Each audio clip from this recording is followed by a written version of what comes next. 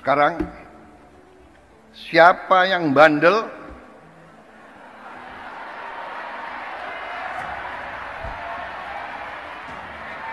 siapa yang dablek, siapa yang tidak mau ikut dengan aliran besar ini, dengan tuntutan rakyat, pemerintah yang bersih, siapa yang tidak patuh, saya akan tindak.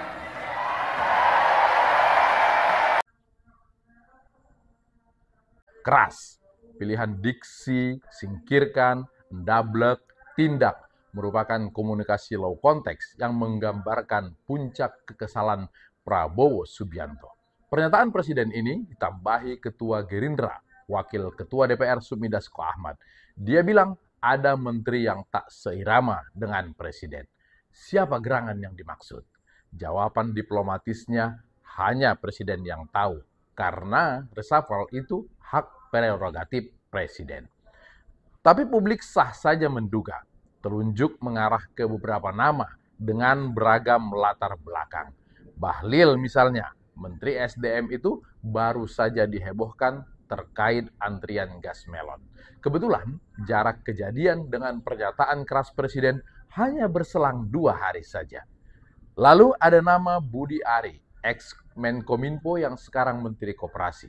Ia sudah diperiksa Bareskrim Polri terkait dengan judi online. Ada pula nama Menteri HAM Natalius Pigai. Pigai dalam survei 100 hari kabinet menduduki posisi teratas dengan catatan merah. Muncul juga nama Menristek Dikti yang sempat didemo pegawainya sendiri karena dugaan kekerasan dan arogansi. Tetapi Prabowo membangun kabinet bongsor untuk mengakomodir semua pihak yang membantu dalam penyuksesan sebagai presiden. Politik balas budi, tokoh-tokoh yang berjasa membantu diberi posisi. Parpol dirangkul, selain balas budi juga untuk power sharing. Duduk di kabinet, maka wakil di DPR juga harus mendukung pemerintahan. Prabowo selalu bilang demokrasi Indonesia tidak mengenal oposisi. Kalau begitu, lantas siapa yang jadi korban reshuffle pertama era Prabowo? Bahlil. Dia mewakili Partai Golkar di kabinet. Bisa saja suara Golkar tidak berkurang dengan meminta Golkar mengirim kader yang lain selain Bahlil. Tapi Bahlil adalah Ketua Umum Partai Golkar, partai nomor 2 di DPR setelah PDI Perjuangan. Mengganti orang nomor 1 sama saja mengajak tempur. Kecuali dilakukan dengan manuver hukum, seperti memaksa turun Airlangga Hartarto dari kursi ketua umum. Jadi rasanya Bahlil dengan dosa kontroversi gas melon bukan calon reshuffle. Apalagi kader Golkar bilang tak mungkin kebijakan sebesar itu tanpa sepengetahuan Presiden. Budi Ari bukan orang partai. Jika kasus hukumnya jelas, itu bisa jadi alasan utama. Tapi dia sudah sowan ke Solo setelah diperiksa polisi dalam kasus judol. Apakah langkah itu cukup sakti untuk membuat dia bertahan?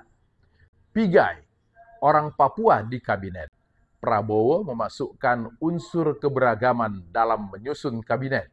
Bagi Prabowo, keberagaman bukan hanya diterima, tapi juga harus dirayakan. Tapi selain Pigai, ada 2 lagi warga Papua di kabinet.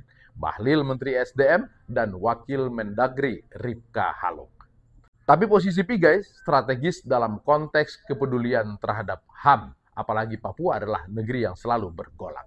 Kalau begitu siapa dong? Apakah ini hanya peringatan biasa supaya semua tetap kerja keras untuk rakyat? Kita tunggu saja sampai habis Lebaran. Sambil ngopi, kita tunggu-tunggu berita politik yang tetap hangat.